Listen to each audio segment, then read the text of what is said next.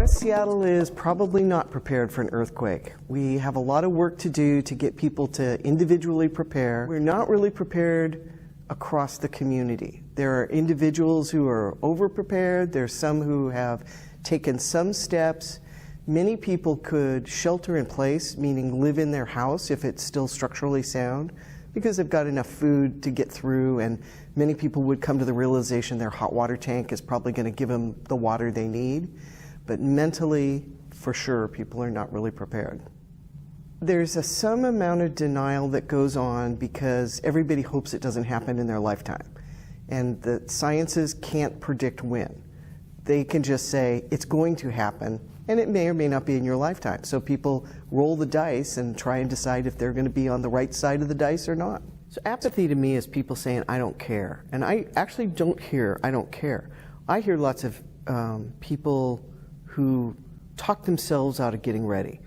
They have many other things to do. I mean, like I said, it took me a little while to get my own bag put together, and there was just always something in the way. And you really just have to have something that pushed you over the edge to say, just sit down and do this. Now, maybe it's a rainy day and you have everything all together and you finally got the suitcase you were going to put it in. Mm-hmm.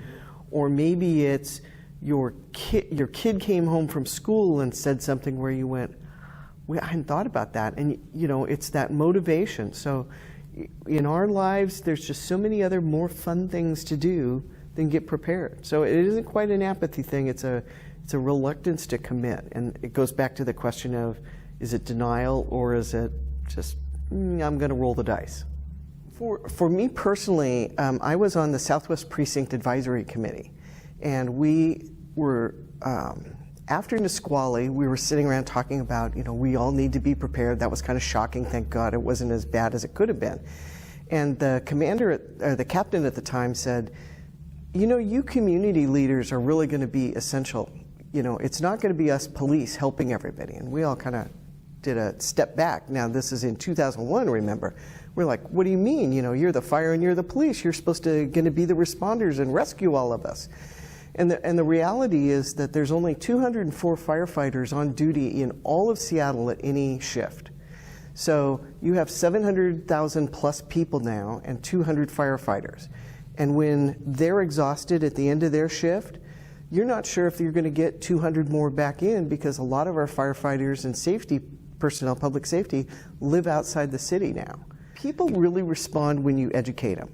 So the problem is reaching everybody. Education we can do up front does change. And so it's not calling wolf, it's not like crying wolf, it's more like having to continue to meet the new people who came in. We have a lot of people in Seattle who don't even know what an earthquake is and do the education. Yeah, they come from countries where they don't even have a word for earthquake because they don't have earthquakes.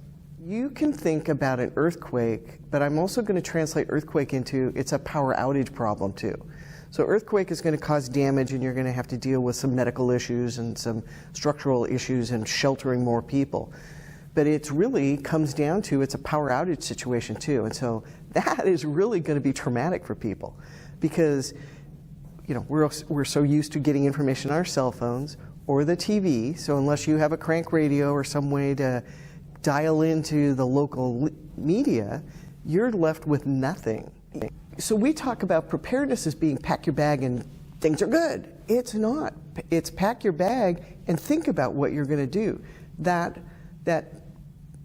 what if thinking is really what's going to build resiliency. So it isn't just the kit, it's the resiliency thinking and the thinking of, hey, don't call it an earthquake if that scares you. Call, you know, we had a power out for 2 weeks. What would I do? How would I get a hot shower? Right? After a major earthquake, it's going to be pretty chaotic for a while because they expect to have a lot of debris and rubble in the road.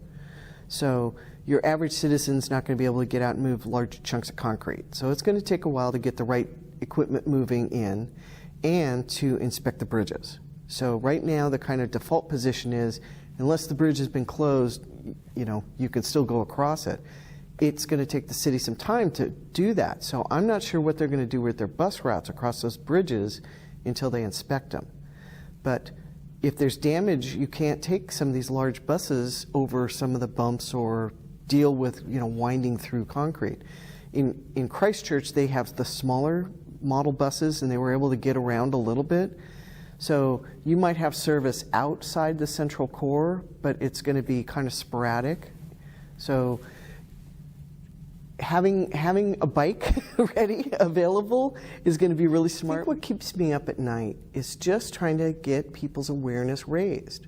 They understand they might live in earthquake country, but they don't understand the implications.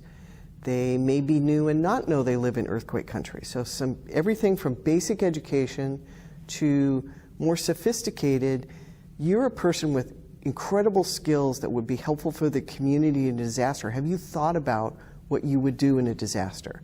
And if you have those incredible skills, are you prepared so that you can eat and feed yourself and then help others?